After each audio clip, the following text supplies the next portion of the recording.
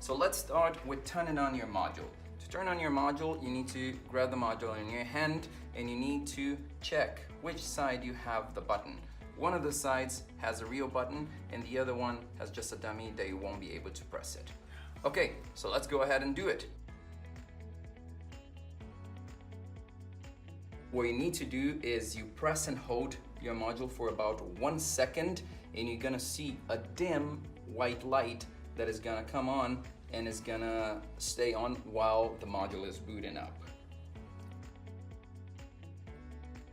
Your module will take about 20 to 25 seconds to boot up, and after that you notice a slight movement of the motor and you're also gonna see a change of color.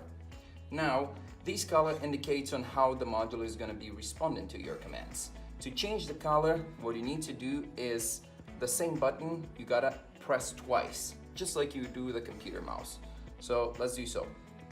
Very quick, you press twice and then it's gonna start cycling through the colors. To select a color, just quickly press while it's going through that color.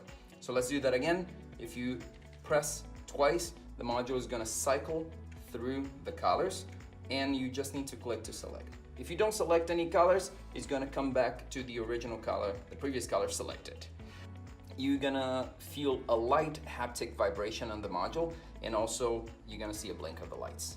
Okay, so this is how you change the colors on the Ziro module and turn them on.